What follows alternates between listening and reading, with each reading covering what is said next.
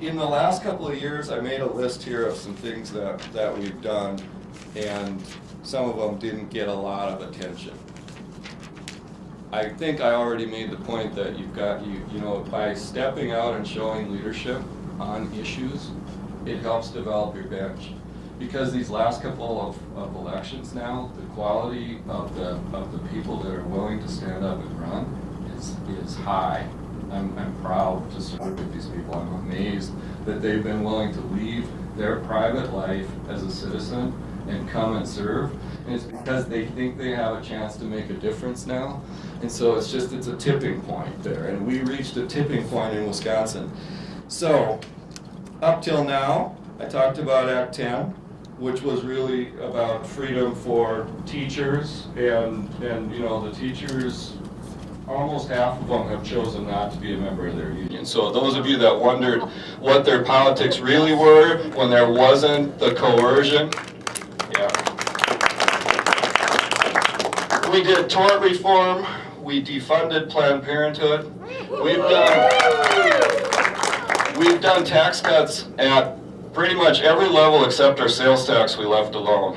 Okay, so income tax, the first time we wanted to repeal it, but we're so addicted to that money that we didn't have the horsepower to do that. We wouldn't have been able to, but what we did is over a 4-year period, we've phased out the income tax on manufacturing and agriculture, which are our two biggest industries. So our income tax is, but then the next time we lowered all the brackets. We compressed 5 brackets into 4, and we made a big middle class bracket that is the closest we could come to a flat tax. It's 6%, and you're in it pretty quickly, and you're in it for a long time. I mean, I don't know how many of you in here that are truly wealthy, but you know, you have to really have a high income in order to make that high bracket in Wisconsin. So we did the best we could to get to a flat income tax. And then we've lowered property taxes. And on the regulatory front, which if you care about freedom, you care about regulations, because this is one of the ways that government sucks the life out of people. I mean, it's, on the one hand, it is the taxes being extracted from you. On the other, it is all the myriad regulations that interfere with our free enterprise and markets, and it's just everywhere. And it comes from a nanny state mentality. And you have to get past that and say to people, you know, it'll be all right if someone fails or makes a mistake. That's been going on since the beginning of time. You don't have to have a rule against every bad decision that an adult might make. The other part to limiting government is that government provides comforts and cushion, that's a good word, and that people can become dependent on that, and that's to be guarded against. I think that we need to have some safety net, and that's not going to go away, but we don't need to draw people there. My first session, I introduced a bill, and now you hear Governor Walker talk about it a lot. I heard you talk about a bill that you've got, you don't know where it's going to go. So I had a bill that was, well, if you're going to be on food stamps, and you're an able-bodied adult, then you ought to either have a job or be in worker training, and we'll pay to have you in worker training, but we're gonna teach you to fish rather than keep giving you fish over and over. I love this bill, and when it got scored, it was going to cost like $20 million. I can't remember how much, and I couldn't believe the number. And I pulled the bill the day of the hearing. I said, no, I'm not going to spend that much money. I can't get it. Governor Walker's second budget, he put that in there, almost word for word, put it in there, and it has worked quite well. And now he uses it all the time in his speeches. So if you ever wonder, I mean, he goes to CPAC, he talked about it down in Iowa not too long ago, he loves that bill. And it's a common sense kind of a thing, is that it's okay to have a safety net, but let's help people get up out of it too. So what are we going to do next? Oh, and I didn't talk about Obamacare, right? So when I was the grassroots conservative and we saw Obamacare coming, I swore that we would fight Obamacare to the last battle. We're going to fight it in the streets, we're going to fight it in the courts, and we're going to fight it in the State House, and we're going to fight it everywhere we can fight it. So then I got down there and it became my job last session to help craft what is our policy going to be on, do we take an expansion of Medicaid or do we set up a state exchange? And we decided to do neither one. And I still think that's the right decision. I know a lot of even red states now have made a different decision, but that's where we're at. And it's very tempting to take that money. Okay, Governor Christie was in Hudson campaigning for Governor Walker. Now it's kind of hard to see this, but this was just this summer. And you know, Governor Christie, he's a fun guy, and I tell you what, well, though, when they announced that you could go for a second time through here, I wouldn't have gotten in his way, because I think and when there's federal funds, I would not get between him and federal funds either, because you know he loves to take federal funds, and I don't know where they think that money is coming from, but that is not free money. That is deficit money. All right, there's $17 trillion, $18 trillion deficit and growing. And so just because they put some states in charge of deciding whether that gets spent or not, you have to ask yourself, put all politics aside and balancing this budget, what is the best thing for the long-term future of this country? And I tell you what, that Obamacare, it was a usurpment of the 10th Amendment in a huge fashion that we all as constitutional conservatives should say, no way, not now, not ever, something's got to be done differently. So here's what we're trying to tackle. We're going to tackle prevailing wage, I think, in Wisconsin, which adds to every single public works project, probably adds anywhere from 5% to some cases maybe 20 to 30%, because instead of letting the market set the wages on those jobs, we have a group of bureaucrats down in Madison. I went and met with them one time. They have a staff of about 20 people, and they decide what the prevailing wage is in my county. And they've decided that for a flagman on a highway project, it's $29. That's the prevailing wage. So plus the benefits and everything. So that's what it'd be. Yeah, and shovel. You know. Okay, we are changing university governance, and that's gotten a lot of attention. Somebody asked me here, well, what do you think about what's going on in the universities and how they're affecting the mindset of all the people? Well, I think it is a challenge for us. We're proud to have world-class universities, both states, but there does come a time when it's time to sort of say, look, you be somewhat more independent, and we're going to do that. And we mentioned right to work, and that's coming. And we're going to try to get statewide school choice through. The governor proposed it. We're going to actually, for the first time, we're going to have the dollars follow the child, where we put all the dollars that would have gone in state support, and we're going to have those dollars follow the child. We'll see if we can get that done. But that's one of the fights, and I think that's a very worthwhile project. Now, I think John asked if I'd take some questions. Before I do, let me just say this. For all the honorees and those of you in your majority now, I ran for majority leader, and I was not elected majority leader. That was we had a little changeover, and if I'd have been elected, I would have been the least experienced majority leader in the history of the state. So maybe I shouldn't feel so bad that I wasn't elected, but you have a big job, and so I give you a lot of credit. And deciding where you go with your state isn't easy, but I think you are key in making the change happen. There is a tipping point. You can get there. Your state isn't any different than Wisconsin. We are so close to the same. The fact that what's happened just across the river a few miles is so different is simply a function that we got there and we reached that point, and then there's room for that silent conservative majority to get involved and have their voice heard. Yes, sir. Would you please introduce a bill and reestablish the Wisconsin Territory? Tommy Thompson used to always come to Hudson when he was running, and yeah, I was his campaign chair in St. Croix County years ago now. And he would always come here and he would talk about, yeah, we never should have let that go over there. No. For those of you that don't know, the decision when it was all Wisconsin territory, the decision that had to be made was where will you draw the western border of Wisconsin? And it was going to either be all the way to the Mississippi and then from the headwaters up to International Falls. That was one option. Or the other option was that you'd use the St. Croix. So they chose the St. Croix. And in an unusual twist, all this area where we stand here, where we're east of the Mississippi, and then everything north, which is probably a good chunk of where you all live, you know, that was kind of in limbo. So after Wisconsin became a state, there was still Wisconsin territory, and they sent to Congress representatives from both for a while. But no, that's not going to change back. We follow what happens in Minnesota very closely. I often come back to them, you know, say minimum markup on gasoline and other things. And I just said to them right now, our minimum markup is archaic and it's way too high.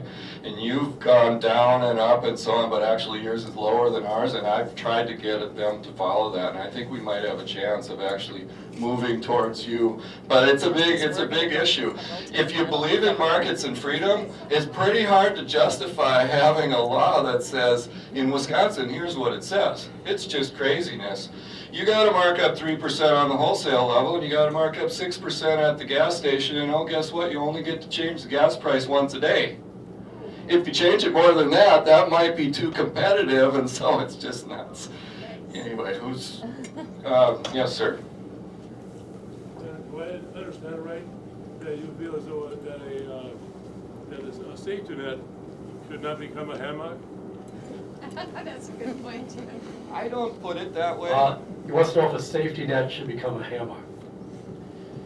I don't put it that way, but I will tell you this, that we need to have a safety net because there's always going to be those among us that can't care for themselves, right? That something has befallen them either in their health or they're just not going to be able to care for that. There's always going to be, and we are always going to care for them. But what you don't want to have is a safety net that looks so attractive that it essentially has a big target on it and makes you want to get in it somehow. Here's one of the problems with Obamacare, and it is a significant problem, okay? If you're on Medicaid, you weren't being asked to pay much of anything. Some states now have got a minimal premium there. But then once you get up to where you're going to be on the exchange, in Minnesota, 138% of the poverty line. In Wisconsin, it's at 100.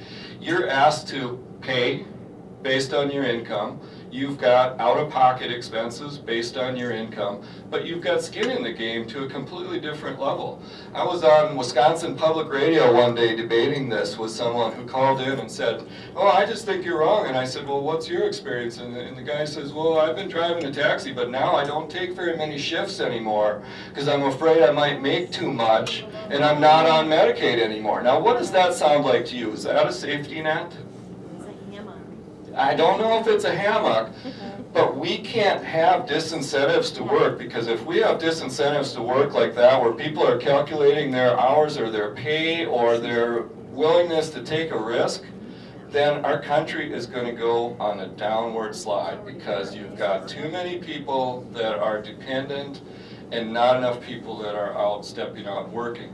And this was built into Obamacare. There isn't any real way to deal with it. You've watched red state governors now from Iowa to Utah to Indiana to Ohio. They've all tried to figure out a way to make that not such a steep thing where you're charging a similar premium, but you aren't allowed to have big out-of-pocket expenses or anything like that. So there's always a steep divide there, and that was a failure from the beginning. I tell you what, the Affordable Care Act, while it was well-intentioned, and I'm sure that they had laudable goals, from the standpoint of a constitutional conservative, you couldn't have had anything more insulting to the principles that we stand for. Thank you. Further questions, Representative Knudsen? What's your question? I'll repeat it. The most freedom issue in America today is Common Core. And I would like to know, because I hear this back and forth, where Governor Walker stands on that issue. I mean, if you could have listened to Dr. Pesta speak a couple weeks ago, he's an educator in your system down there in Oshkosh. Right. And it is such an insidious, invasive thing. It takes away the freedoms of kids to think they're being made to work and work in this government system. And so Common Core has got to be a key issue in the upcoming legislative session. Okay, she wants to know more about what Governor Walker thinks on Common Core and the importance of Common Core as a key issue in the legislative session and challenging Common Core. Well, kudos to Minnesota for actually evaluating the math standards and deciding that they were better off to keep their own standards. So I don't know if you're aware of that, but Minnesota didn't adopt the math Common Core because there was a process in place, didn't do it. I mean, education ought to be local, it's best controlled locally, and if it's not going to be local, then it ought to be done on a state level. As long as we've gotten to a system where there's as much state funding as there is, it's pretty difficult to keep some separation and not have some state control there or state, at least accountability to the taxpayers that are having their money taken into the capital over here and then spread out everywhere. So there's that. I'm not Governor Walker, but I can tell you what I know about this is that he started off believing, just as Jeb Bush and Bobby Jindal and a lot of other people, I mean, he really believed that Common Core was a step in the right direction because our previous standards were so low, and our standards in Wisconsin were extremely low. We had a test called the WKCE that had gotten, the norming of this test had gotten so far out of whack that you know that if you had a median on a test, half the kids should be above it and half the kids were below it. Well, this thing was telling about 2/3 of the children that they were above average. So that was really, it was kind of, it's what I call Lake Wobegon testing, right? All the women are strong and the men good looking. Or maybe that's only in Minnesota, but right? So he changed. I mean, he had brought in, his chief education advisor was a big Common Core fan, okay? The guy's name is Michael Brickman, and he's now number 3 at the Fordham Institute, and the Fordham Institute is like big Common Core supporter. But Governor Walker changed, and you know, I would give him credit for this. It took a little while, but ultimately he came out during this last election and said we ought to have, standards should be up to local school districts, which they really should be. And now in his budget, he put in the wording that smarter balance shall not be used anywhere in the state of Wisconsin. We'll see whether that happens, but that was pretty much all he can do.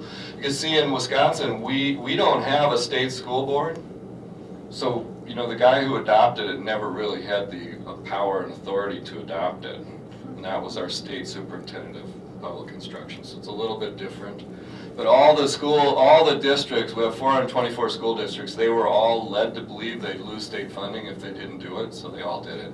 And now we've had one school board who took a vote and said, no, we're not doing this, and I think you'll see more. And the smarter balance has turned into just, it's not been good. So I agree with you, though, in the coming presidential election, there's no bigger proponent than Jeb Bush. So if you believe that there's a liberal party and a conservative party, I don't know if you've noticed, but I haven't used any R or Ds here out of respect for the fact that you're nonpartisan. But it is good that you're nonpartisan, but we can still say if you believe that in that election there will be a conservative party and there will be a more liberal party, there is a battle for the soul of that more conservative party that's going to happen, right? And there is no bigger proponent of Common Core. I've talked with Jeb Bush personally about it. I mean, he believes in it. He is a true blue believer in Common Core, and there's no backing down. So, I mean, I think you're going to see a pretty clear distinction on that issue. Yes, Rip. Two questions quickly. Have you attempted to get rid of local government paid lobbyists where they use local government taxpayer money to lobby more taxpayer money from you? Have you attempted to get rid of that? And secondly, with the right to or the Act 10 effort, what did you do to help the wayward, squishy people kind of come along with the program? Okay, what did they do to get the wayward, squishy people to go along with Act 10? Let's start with that. Okay. You know, there was very little pressure exerted, but because there was so much external pressure going on, that made it harder to sort of cave.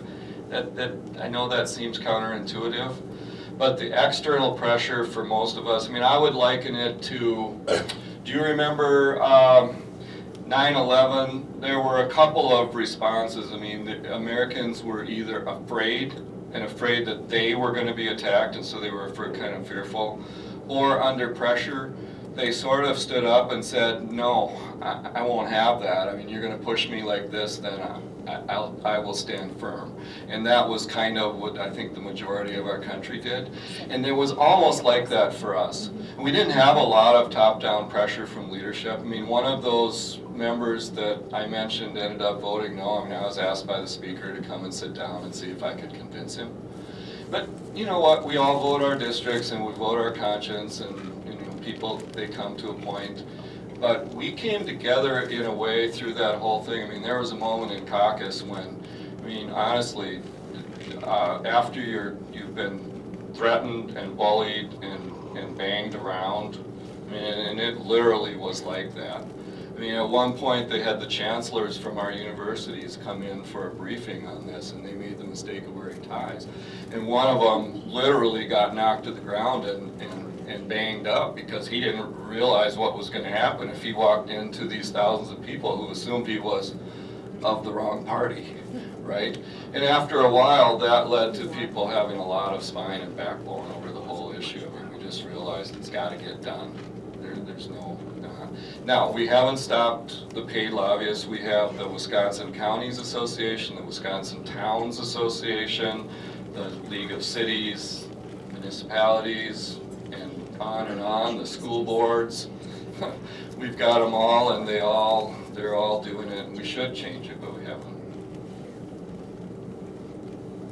Any other questions for Representative Knudsen? I have one from the House Majority Leader.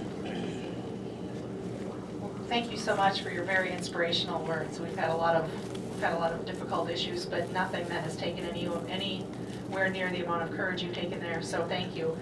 Obviously, our political landscape is a little different here, and how can, one of the things that you have that we don't have is a governor, and we don't have the Senate either. What would you, if you were to be a campaign manager for someone running for governor of Minnesota, what would you say to that person? In other words, how can we get a Republican elected governor in Minnesota? Now, the majority leader, out of respect, I'm going to just answer a question, but I only got a little bit of guidance about the speech, and it was, don't talk so much about how to get people elected, right, John? That was But I'll do it anyway. I wasn't sure if that's sort of out of bounds. The landscape's different in a couple of ways. I mean, and let me tell you a couple of significant things here. One is that while Minnesota is bigger geographically, we have just a few more people. And the consequence of how much bigger you are is that we have about 50% higher population density. And it's particularly high down in the southeast, in Milwaukee, Madison, and then down towards the Chicago suburbs. And so that 50% density changes things. So for example, radio. Radio in Wisconsin, talk radio, is an enormously powerful thing. I don't know that you could relate to it. So in Minnesota, you've got a large radio, in the top 200 radio markets in the United States, Minneapolis-St. Paul is number 16. It's the only one in the state of Minnesota that's in the top 200. We have 5 different radio markets. In the Milwaukee market alone, we have Charlie Sykes, for example. Charlie's show has over a 10 share. Rush Limbaugh and Jason Lewis at their peak probably had a 2-3 share. So this means that in every given week, 1 million people out of the 5 million people in our state listen to Charlie Sykes at least once. And so when he starts talking about right to work, I'll tell you what, he can change minds. Now, you don't have anything like that. I know I'm in your radio market. I mean, I've listened to Joe Souchere, and I've listened to Jason Lewis, and you just don't have it. it changes things. So it's harder to sort of get a message out there and you get sort of a media reverb.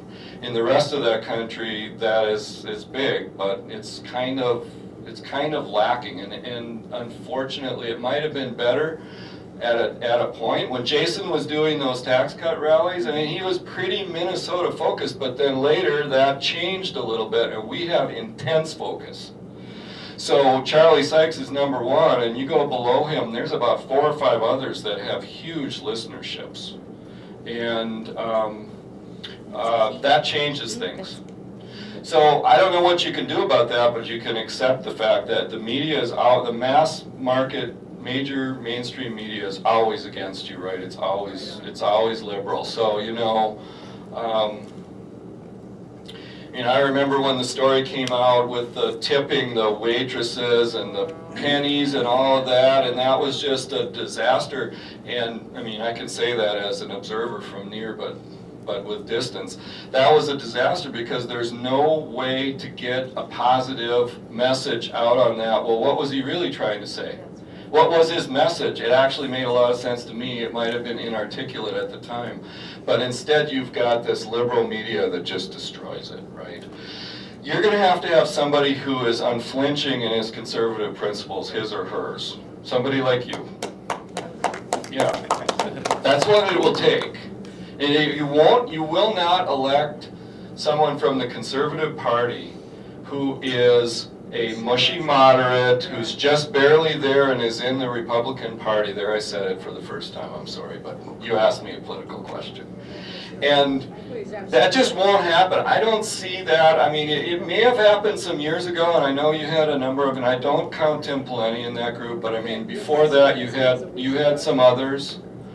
And there was always this idea that that's the only way, but no, I think it'll actually be someone that's articulate, that has charisma, that will stand up for conservative principles, and then hopefully you've got someone that's really weak on the other side and they've way overstepped and raised taxes and greatly increased government, and then this magic moment can come. And, unfortunately, you got to wait for 3.5 years. But I mean, as far as how, I mean, that's the how. And you've got this media challenge to get over. So that's harder. So we honestly see. Here's another difference for us in our states is, and I said before, I've lived in all your border states. I mean, I was born in North Dakota. I lived in South Dakota. I went to school in Iowa. I live in Wisconsin. I've lived around the periphery and watched Minnesota. We have similarly borders, but we've got big states. We've got we're both like mid states in the 20s, and we have a giant just next door in Illinois, number 5, and then we have Michigan's number 10, and we count Indiana as a neighbor. It's like 50 miles across the lake, but it's a neighbor, and we watch Indiana, and Indiana is a bigger state. So we have these bigger states that have sort of similar demographics and history. You've got kind of the heavy manufacturing and some of that and changing, but if you'll watch Michigan and Indiana and Ohio, you can see Wisconsin kind of following along. And then you've got Minnesota, and you're just so much bigger than all the surrounding states that it's a little bit different. It's harder for you to get the same kinds of, we will follow Indiana, right? When Governor Walker first told me about Act 10, I was tasked with changing collective bargaining. And I was scared about what it was because I had been having trouble getting traction. And he took me aside one day and he said, well, don't worry, I'm going to do something big on this, and it's going to be like Mitch Daniels did in his first term. He has Mitch Daniels following. He hasn't cut the 18% of the state employees like Mitch Daniels did in his first term, but yeah, I mean, so that's the path. It can be done. One more question from the audience. We're a caucus and a primary state, and we shoot ourselves in the foot for a good part of the whole political season. What do you have in Wisconsin? Is it a caucus or primary state? And you've seen it from just across the river what thoughts do you have relative to the whole caucus versus primary stuff? Caucus versus primary, the differences. So, Wisconsin's been a leader in a lot of things, and I'm not bragging about any of these, but, you know, so the income tax started in Wisconsin a couple years later, federal income tax. Unemployment, workers' comp. One of my first votes where I kind of distinguished myself amongst our caucus was we were taking the vote where we're gonna extend unemployment, and we were at, I think, 88 weeks, and we we're gonna go another 26 weeks or whatever it was. We were gonna end up in the high 100s, and there were 7 of us that voted against that. And now, in hindsight, the studies have shown the states that didn't do that, actually, they came out and they had fuller employment faster because of that, which made a lot of sense to me at the time. But we were the first in the nation to have party primaries. It's an idea that started in Wisconsin. It's probably not going to go away anytime soon, so that's how we do it. We for years, we didn't even have an endorsement at the party level. Didn't even have an endorsement.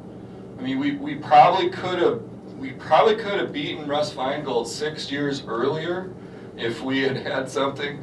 But at the state convention, we were going to try this idea of endorsing there, and before it was all over, they called off the vote because the guy that they had picked they thought was going to win wasn't winning, so they just stopped the whole thing.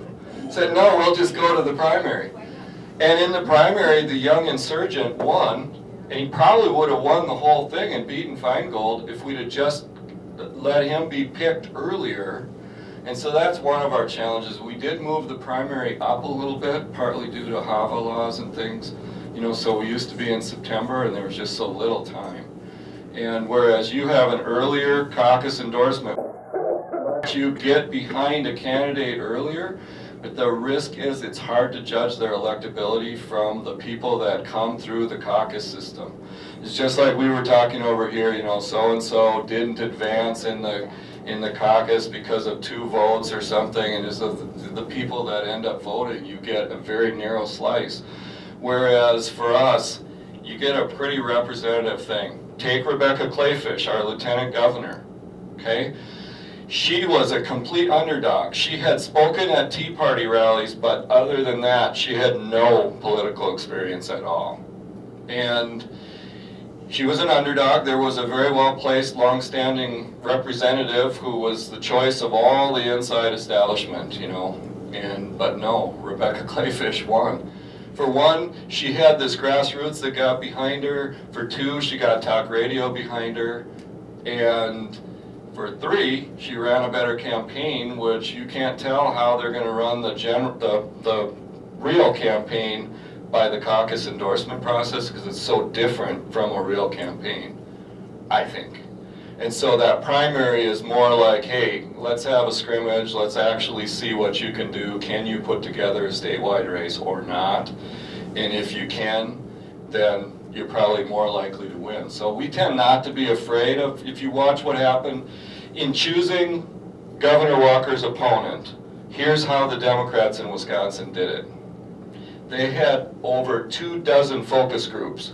And at the first focus groups, they said, without thinking of any particular person in mind, what would be the characteristics of the ideal candidate?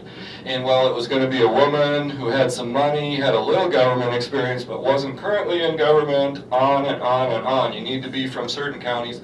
And they kept refining that, and as it got refined, they went out looking for the person, and they chose Mary Burke. And Mary Burke, in the end, wasn't really ready for prime time, but they had chosen her. They muscled out all the other candidates by saying, no, we won't give you any party support. Whereas on our side, if you watch what has happened, I mean, you watch Ron Johnson, when he ultimately beat Russ Feingold, we went from the most liberal senator to one of the most conservative all in that 2010 election, and we also elected all the state officials. But if you watch what happened with Ron Johnson, no one would have predicted he was gonna win. But again, what was his background? Never held elected office. He'd been a speaker at Tea Party rallies. He had some money. That didn't hurt. But he was just a regular guy. I mean, the first time I took one of my friends to talk with him, and he's a big NRA Second Amendment guy like I am, and he said to him, well, you know, what's your position on the Second Amendment? And Senator Johnson said, I'm not really a gun guy, I've got a fishing pole. And my friend was like, what, how am I supposed to support him? I said, he's not a politician, he's probably never been asked that before, he's just a regular guy that is so incensed over Obamacare and the federal government's involvement where it doesn't belong that he wants to go to Washington. Ask him that again in a few months and he'll have a better answer, and that's what happened. He got better and better and better, and he won that primary. And then he was good enough to win in the general, so I like primaries. How's that? Long answer. I agree, it was a long answer, but we were very informative. Does Wisconsin have a closed primaries? Well, so what happens in the primaries, you can only vote one party for all. So if you decide to cross over, because we don't have party registration, so you're not registered as a particular, so you can cross over, and there is sometimes some mischief there, but if you cross over, then you gotta, vote for all of them. So we end up making sure that we have a primary on both sides so that you don't get as much mischief. So if you can see a primary coming on then sometimes we have actually gone so far as to run fake liberals in order to make sure that there's a primary. I mean, somebody will say, okay, well, I'll run over there because it just keeps them home and stops the mischief. Yeah, it's kind of a consequence of the manipulative system there with what you have to do with the primaries, but it's very good to hear from you. The primaries, I did want to mention just that if it enhances competition, competitive elections are good, and we need competitive elections, and we need challenges to incumbents. And challenges, and people need to be held accountable. I was just talking about the staggered elections earlier, talking about the competitive elections now, so be careful about trying to get everything, the election cycle extended even longer and longer, making it harder for challengers. I know if you're incumbents, it's not necessarily a nice message to hear, but when you have competitive elections, you get better representation, and you get more accountability. If you have elections where the primary is moved to late spring, and then the filing date is moved to early March, half the session takes place after the filing deadline, and people can cast votes knowing they will have no principled opposition at all. I wrote about this in the Pioneer Press a couple of years ago, so and it makes it harder for groups like us to get the word out and evaluate the legislature as well.